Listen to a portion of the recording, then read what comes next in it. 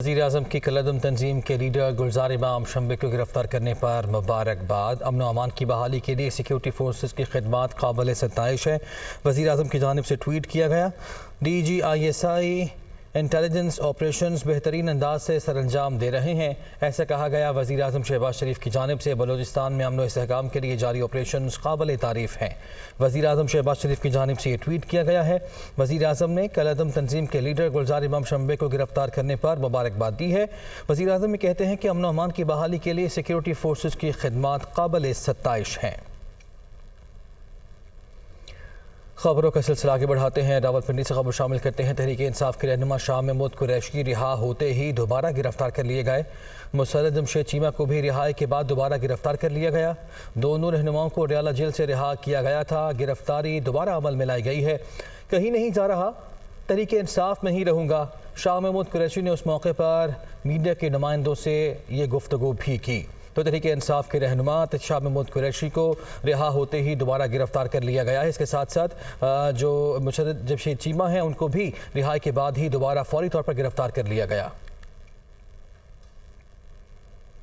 تحریک انصاف کی مرکزی رہنما اور سابق وفاقی وزیر شیری مزاری نے پارٹی کو خیر بات کہہ دیا۔ اسلام آباد میں نیوز کانفرنس کرتے ہوئے کہا کہ 9 مئی کے واقعات کی پرزور مذمت کرتی ہوں، میرے لیے بچے اور فیملی اہم ہیں، سیاست چھوڑ رہی ہوں، آئندہ کسی بھی جماعت کا حصہ نہیں بنوں گی۔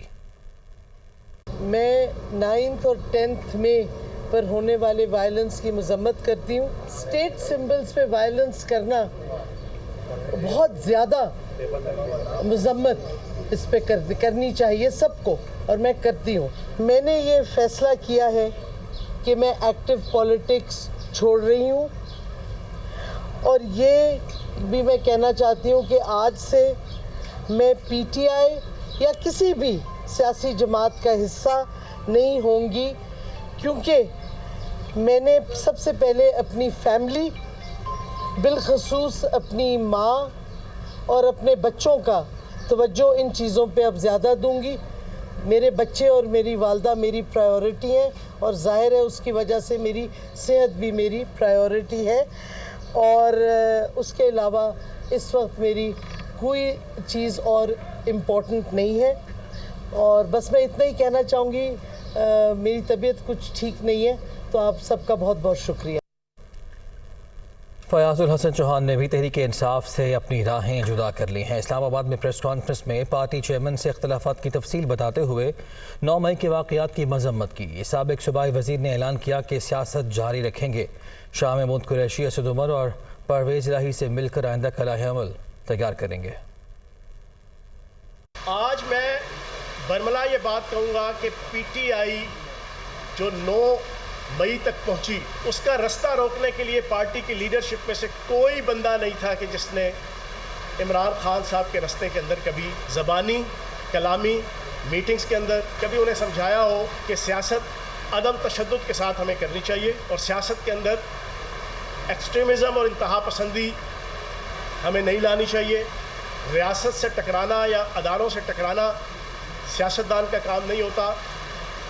یہ پوری لیڈرشپ میں سے اگر کسی بندے نے یہ کام کیا تو واحد فیاض الحسن چوہان تھا، جس کی پاداش میں پچھلے 1 سال میں پارٹی کے اندر کھلے لائن تھا۔ میں نے عمران خان صاحب کو بڑے درد دل سے ایک بات سمجھائی کہ ہم قائد اعظم محمد علی جناح کے پیروکار ہیں، ہماری پارٹی اور آپ تشدد کی پالیسی چھوڑ دیں، ریاست سے ٹکراؤ کی پالیسی چھوڑ دیں، اداروں سے ٹکراؤ کی پالیسی چھوڑ دیں۔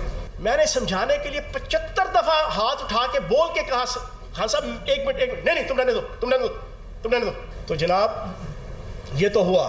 اب اصل چیز جس کی وجہ سے میں آج یہ اعلان کر رہا ہوں کہ میرا پی ٹی آئی سے اب کوئی تعلق نہیں ہے، سیاست میں نہیں چھوڑ رہا، گج وج کے اس پاکستان میں سیاست کرتا رہا ہوں۔ شاہ محمود قریشی صاحب، اسد عمر صاحب، چودھری پرویز الہی صاحب سے میں آج سے 6-7 دن بعد جا کے ان سے بھی ملاقات کروں گا۔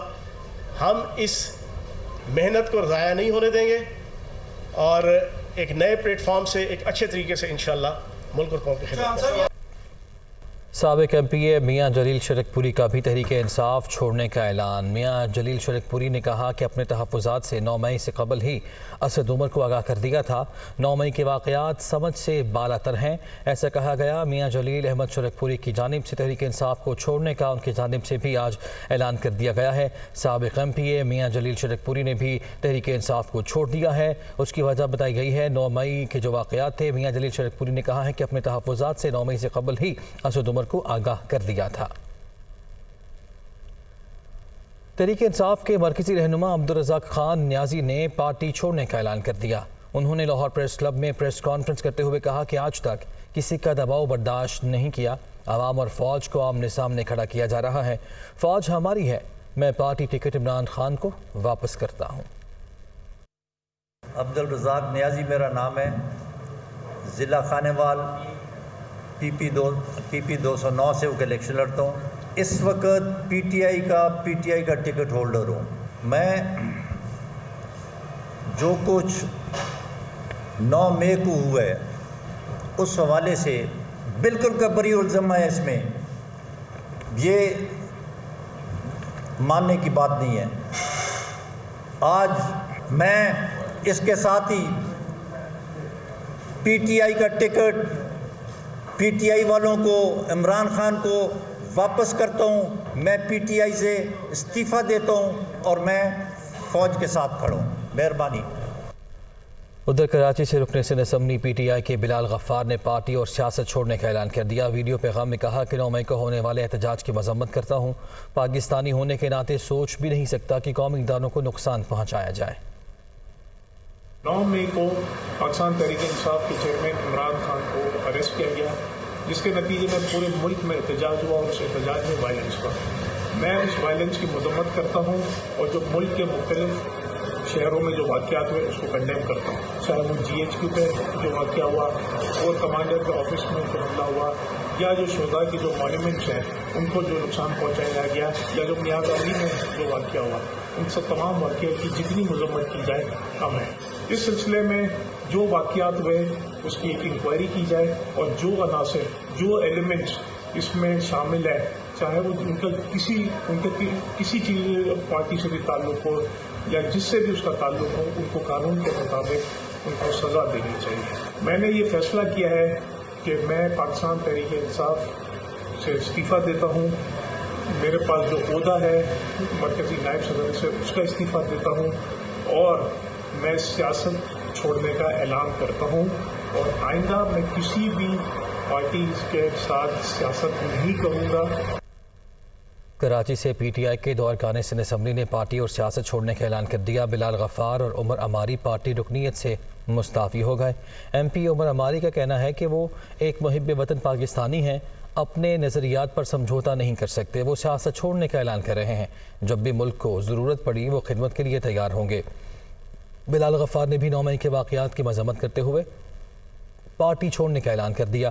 ان کا کہنا تھا کہ پاک فوج ایک اہم ادارہ ہے، ملک کے لیے اس کی بڑی قربانیاں ہیں، ہمیں اداروں کو مضبوط کرنا ہوگا۔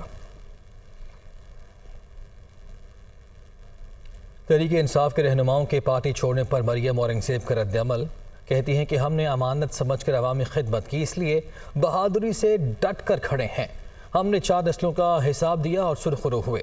مریم اورنگزیب نے کہا کہ تم اور تمہاری کابینہ گرفتاری پر روتی بھاگتی گیدڑوں کی طرح چھپتی پھرتی ہے، تمہیں چھوڑتی جا رہی ہے کیونکہ انہیں معلوم ہے کہ تم توشہ خانہ القادر ٹرسٹ کے چور، جھوٹے فورن ایجنٹ ہو۔ پی ٹی آئی کی متحرک سپورٹر اور جناح ہاؤس حملے میں مطلوب خدیجہ شاہ نے لاہور پولیس کے سامنے پیش ہو کر گرفتاری دے دی۔ ڈی ایس پی سی آئی اے نے مزید تفتیش شروع کر دی ہے۔ سابق وزیر خزانہ سلمان شاہ کی صاحبزادی خدیجہ شاہ 9 مئی کے جناح ہاؤس میں حملے میں پولیس سمیت دیگر قانون نافذ کرنے والے اداروں کو مطلوب تھیں۔ انہوں نے ایس پی سی آئی اے کے سامنے پیش ہو کر گرفتاری دے دی ہے۔ اس سے قبل خدیجہ شاہ کی گرفتاری کے لیے پولیس نے گلبرگ کے 2 اور بحری ٹاؤن کے ایک گھر میں چھاپا مارا تھا، مگر خدیجہ شاہ روپوش ہو گئی تھیں۔ خدیجہ شاہ پر جناح ہاؤس حملے کی قیادت کرنے کا الزام ہے، جس پر پولیس کی تفتیش جاری ہے۔ پاک فوج کے سابق فوجی افسران نے جناح ہاؤس پر حملے کو ملک کے لیے قربانی دینے والے شہداء کی توہین قرار دے دیا۔ جناح ہاؤس کے دورے پر میڈیا سے گفتگو میں سابق فوجی افسران نے واقعے میں ملوث عناصر کو کڑی سزا دینے کا مطالبہ کیا ہے۔ لاہور سے مبین حیدر کی رپورٹ۔ آرمی زندہ باد، پاکستان آرمی زندہ باد، پاکستان زندہ باد، پاکستان زندہ باد۔ پاک فوج کے 50 سے زائد ریٹائرڈ افسران نے لاہور میں جناح ہاؤس کا دورہ کیا۔ Lieutenant general retired Waheed Arshad, lieutenant general retired Khalid Maqbool, lieutenant general retired Tauqeer Zia, lieutenant general Ashraf Saleem اپنے دیگر سابق کولیگز کے ہمراہ جناح ہاؤس پہنچے۔ سابق فوجی افسران نے عارمی تنصیبات پر حملوں کی شدید مذمت کرتے ہوئے ملک دشمنوں کے ہر حربے کو ناکام بنانے کے عزم کا اعادہ کیا۔ سابق فوجی افسران نے 9 مئی کو ملک کی تاریخ کا سیاہ ترین دن قرار دیتے ہوئے کہا، شرپسندوں نے قائد اعظم کی نوادرات کو تباہ کیا۔ شہداء کی قربانیوں کا ہی نتیجہ ہے کہ پاکستان آج قائم و دائم ہے۔ سابق فوجی افسران نے شہداء کی توہین میں ملوث عناصر کو سزا دینے کا مطالبہ کیا۔ ہم یہ گورنمنٹ اور ملٹری اتھارٹیز پر کا پرزور اصرار ان پر کرتے ہیں کہ جو لوگ اس میں ملوث ہیں، فزیکلی جنہوں نے اس تمام لوٹ مار میں حصہ لیا، توڑ پھوڑ کی، ہمارے شہداء کی توہین کی، نہ صرف ان کو جو ان کے ابیٹرز ہیں، ان تمام کو قرار واقعی سزا دی جائے۔ سابق فوجی افسران نے کہا کہ پاک فوج کی قربانیوں کو کوئی بھی سچا پاکستانی فراموش نہیں کر سکتا۔ عمران خان القادر ٹرسٹ کرپشن کیس میں شامل تفتیش ہونے کے لیے نیب راولپنڈی میں پیش ہو گئے۔ چیئرمین پی ٹی آئی نے کمبائنڈ انویسٹیگیشن ٹیم کو نیب نوٹس پر تحریری جواب جمع کرا دیا ہے۔ دوسری جانب نیب کا کہنا ہے کہ عمران خان اپنے حق میں خاطر خواہ دستاویزات ساتھ نہیں لائے، انہیں اگلی پیشی پر دستاویزات ہمراہ لانے کی ہدایت کی گئی ہے۔ تفصیل کے لیے یہ رپورٹ۔ القادر ٹرسٹ کیس میں چیئرمین تحریک انصاف کی نیب میں پیشی۔ ڈی جی نیب راولپنڈی کی سربراہی میں 5 رکنی ٹیم کی 190 ملین پاؤنڈ کرپشن اسکینڈل کی تفتیش۔ عمران خان نے نیب کی کمبائنڈ انویسٹیگیشن ٹیم کو تحریری جواب جمع کرا دی۔ عمران خان نے نیب کو جواب میں بتایا کہ وفاقی کابینہ کی جانب سے دسمبر 2019 میں رازدارانہ معاہدے کی منظوری دی گئی۔ 190 ملین پاؤنڈ کی رقم سپریم کورٹ کے اکاؤنٹ میں موجود ہے۔ سپریم کورٹ میں جمع رقم سے کسی قسم کا کوئی ذاتی فائدہ نہیں اٹھایا۔ عمران خان نے کہا کہ میں ذاتی طور پر برطانوی کرائم ایجنسی کے معاہدے کا حصہ نہیں تھا۔ برطانوی کرائم ایجنسی کے معاہدے سے متعلق کوئی معلومات نہیں۔ نیب کی جانب سے کرپشن کے الزامات من گھڑت، بے بنیاد اور بدنیتی پر مبنی ہیں۔ چیئرمین پی ٹی آئی نے کہا کہ میں نے یا میری اہلیہ نے ٹرسٹی کے طور پر کسی بھی اراضی یا دیگر ذرائع سے کوئی مالی فائدہ نہیں اٹھایا۔ کابینہ نے اس رازدارانہ معاہدے کی منظوری متفقہ طور پر قانون کے مطابق دی تھی۔ نیب میں پیش ہونے سے قبل جمع کروائے گئے گزشتہ جواب میں اپنے اعتراضات سے آگاہ کر چکا ہوں۔ نیب کی انکوائری رپورٹ 9 مئی کو میری گرفتاری کے بعد موصول ہوئی تھی، جو پولیس لائنز میں رہ گئی۔ درخواست ہے کہ انکوائری رپورٹ کی ایک کاپی میری زمان پار کی رہائش گاہ پر پہنچائی جائے۔ عمران خان نے جواب میں مزید کہا کہ نیب کی جانب سے ضروری دستاویزات فراہم نہ کرنے کا الزام بھی غلط ہے۔ نیب کے کال اپ نوٹس کے جواب میں میری دسترس میں موجود تمام دستاویزات جمع کروائی جا چکی ہیں۔ اسلام آباد ہائی کورٹ نے 190 ملین پاؤنڈ بے ضابطگی کے نیب کیس میں شہزاد اکبر کی طلبی کے خلاف درخواست پر فیصلہ محفوظ کر لیا ہے۔ اسلام آباد ہائی کورٹ کے جسٹس گل حسن اورنگزیب اور جسٹس ارباب طاہر نے کیس کی سماعت کی۔ شہزاد اکبر کے وکیل نے پیش ہو کر بتایا کہ کیس کی انکوائری کو انویسٹیگیشن میں تبدیل کر دیا گیا ہے، اس کے باوجود انکوائری رپورٹ نہیں دی گئی۔ نیب نے اب تک ایک کال اپ نوٹس دیا ہے، استدعا ہے کہ عدالت اسے معطل کرے۔ جسٹس میاں گل حسن اورنگزیب نے ریمارکس دیے کہ ہم اس سے متعلق غور کریں گے۔ شہزاد اکبر نے ویڈیو لنک پر نیب تحقیقات میں شامل ہونے کی درخواست دائر کر رکھی ہے۔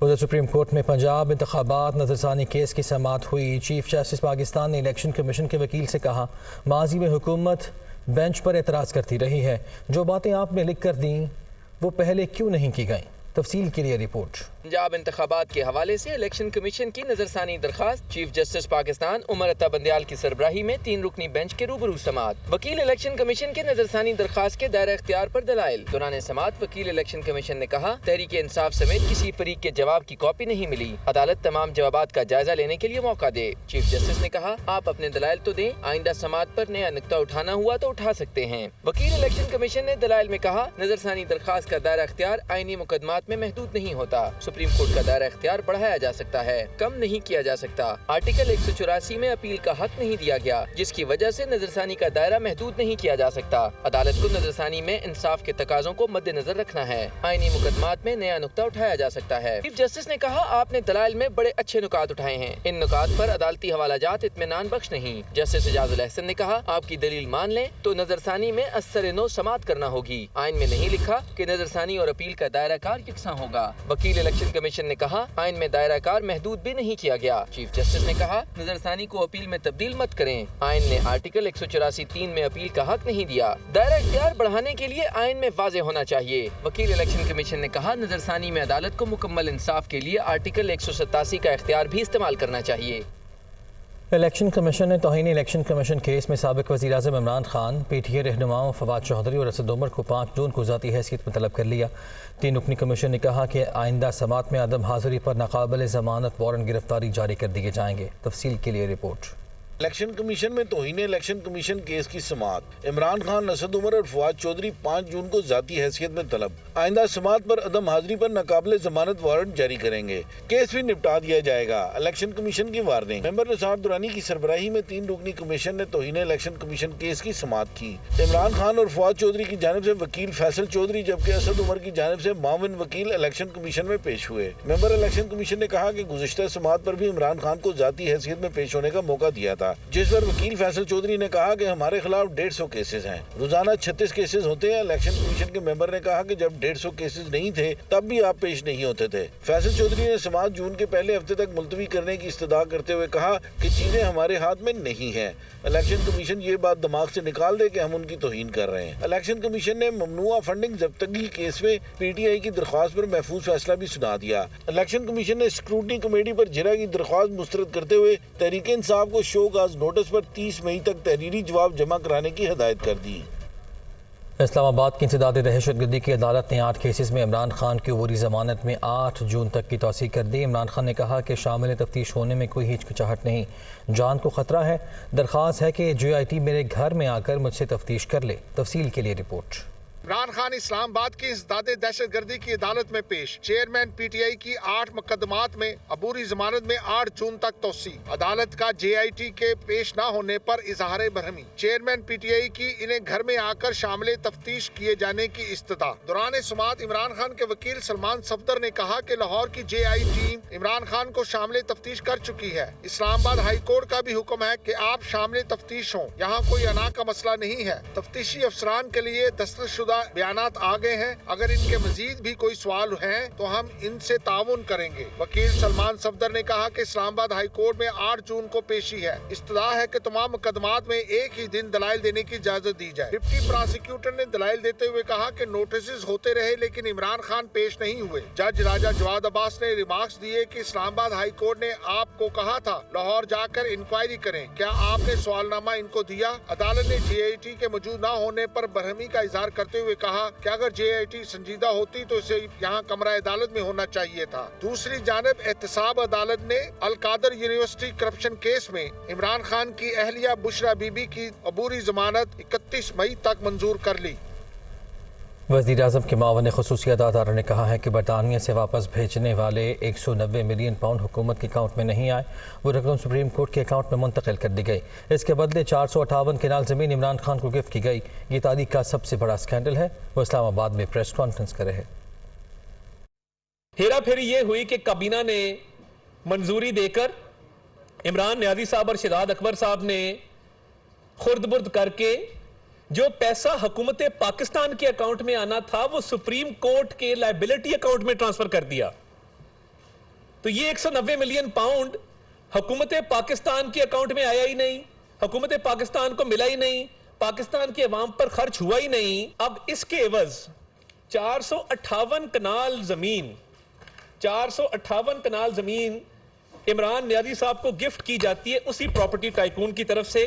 عمران احمد نیازی صاحب کے دستخط اگر آپ دیکھیں گے آخری صفحات پر، اور تفتیش میں آج انہوں نے تعاون نہیں کیا جو نیب نے ان کو بلایا تھا جس کام کے لیے، تو بیل تو اس لیے ملی تھی کہ آپ تعاون کریں، بتائیں، پوری قوم کو بتائیں۔ Army chief general Asim Munir سے آذربائیجان کے چیف آف جنرل سٹاف نے ملاقات کی ہے۔ آئی ایس پی آر کے مطابق chief of army staff general Asim Munir سے جمہوریہ آذربائیجان کے نائب وزیر دفاع اور فوج کے chief of general staff colonel general Karim Valiyev نے جی ایچ کیو میں ملاقات کی۔ اس دو طرفہ دفاعی سیکیورٹی تعاون پر تبادلہ خیال کیا گیا۔ فوجی اور پیشہ ورانہ امور میں باہمی تعاون کو بڑھانے پر بھی زور دیا گیا۔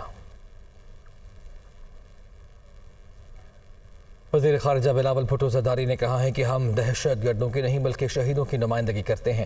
مقبوضہ وادی میں رائے شماری کی بات کرنے کو دہشت گردی کا الزام لگا دیا جاتا ہے۔ دہشت گرد وہ ہیں جنہوں نے گجرات میں قتل عام کیا۔ مودی سرکار خطے کے امن میں اصل رکاوٹ ہے۔ بلاول بھٹو زرداری باغ آزاد کشمیر میں جلسے سے خطاب کر رہے تھے۔ جب ہم کشمیر کے عوام کا رائے شماری کی بات کرتے ہیں، وہ کہتے ہیں کہ آپ دہشت گردوں کی نمائندگی کر رہے ہو۔ ہم تو دہشت گردوں سے متاثر ہوئے ہیں، ہم شہیدوں کے خاندان سے تعلق رکھے ہیں، ہم دہشت گردوں کا نمائندگی نہیں کرتے ہیں، ہم شہیدوں کی نمائندگی کرتے ہیں۔ اگر بھارت کا یہ جو نیا جماعت حکومت میں آیا ہے وہ سارے مسلمان کو دہشت گرد سمجھتے ہیں تو وہ ہمارا مسئلہ نہیں ہے، وہ ان کا مسئلہ ہے۔ دہشت گرد اگر ہے وہ لوگ ہیں جو گجرات میں دہشت پھیلاتے ہیں۔ آپ کی جد و جہد کی وجہ سے بھارت کا اصل شکل جو ہے وہ دنیا کے سامنے، ہم بھارت سے میننگفل ڈائیلاگ نہیں کر سکتے جب تک وہ اگست 2019 کا جو ظلم کیا گیا وہ واپس نہیں لیا جاتا۔ اگر امن میں کوئی رکاوٹ ہے تو مودی سرکار رکاوٹ ہے۔ اگر دہشت گردی کا مسئلہ حل کرنے میں کوئی رکاوٹ ہے تو مودی سرکار وہ رکاوٹ ہے۔ وہ دن دور نہیں جب کشمیر کے عوام اپنا رائے شماری کا ہتھیار اپناتے ہوئے اپنے آزادی حاصل کریں گے۔ حکومت کی جانب سے 177 ارب کے منی بجٹ کو آئندہ بجٹ میں توسیع دینے کا فیصلہ کیا گیا ہے۔ آئندہ مالی سال میں نان فائلرز کی مانیٹرنگ سخت تجویز پر بھی اتفاق کیا گیا۔ تفصیل کے لیے رپورٹ۔ 177 ارب کے منی بجٹ کو آئندہ بجٹ میں توسیع دینے کا فیصلہ، نان فائلرز کی مانیٹرنگ سخت کرنے کی تجویز پر بھی اتفاق، نان فائلر سے لین دین کرنے والوں کی پوری چین کے خلاف کارروائی ہو۔ وزارت خزانہ ذرائع کا کہنا ہے کہ منی بجٹ کو وفاقی بجٹ میں ضم کرنے سے 500 ارب سے زائد کے ٹیکس عائد ہوں گے۔ بجٹ میں سیلز ٹیکس کی شرح 18% برقرار رکھی جائے گی، جبکہ لگژری آئٹمز پر سیلز ٹیکس کی شرح 25% برقرار رکھنے پر بھی اتفاق کیا گیا ہے۔ ذرائع کے مطابق بجٹ میں ٹیکس چوروں کے خلاف آرٹیفیشل انٹیلیجنس استعمال کرنے کا فیصلہ بھی کیا گیا ہے۔ آئندہ بجٹ میں ٹیکس نظام کو ڈیجیٹلائز کر کے ٹیکس آمدن بڑھانے کی تجویز پر بھی اتفاق کیا گیا ہے۔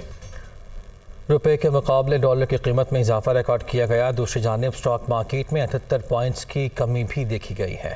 کاروباری ہفتے کے دوسرے روز پاکستان اسٹاک ایکسچینج میں سرمایہ کاروں کی جانب سے حصص کی فروخت کا رجحان رہا۔ یہی وجہ ہے کہ اختتام پر مارکیٹ 78 پوائنٹس کمی کے بعد 100 انڈیکس 41,116 پوائنٹس کی سطح پر بند ہوا۔ اسٹاک تجزیہ کاروں کے مطابق بگڑتی سیاسی اور معاشی صورتحال کے اثرات اسٹاک مارکیٹ میں نمایاں ہو رہے ہیں۔ یہی وجہ ہے کہ انویسٹرز اسٹاک مارکیٹ میں نیا سرمایہ لگانے کے بجائے حصص فروخت کرنے کو زیادہ ترجیح دے رہے ہیں۔ دوسری جانب ڈالر کے مقابلے روپے کی قدر میں کمی ریکارڈ کی گئی۔ انٹر بینک میں ڈالر 59 پیسے اضافے سے 287 روپے 15 پیسے پر بند ہوا، جبکہ اوپن مارکیٹ میں ڈالر 306 روپے پر فروخت ہوا۔ معاشی تجزیہ کاروں کے مطابق گرتی ہوئی برآمدات اور قرض و سود کی ادائیگی کے باعث زر مبادلہ ذخائر میں کمی ہو رہی ہے۔ یہی وجہ ہے کہ روپے کے مقابلے ڈالر کی قیمت میں اضافہ ہو رہا ہے۔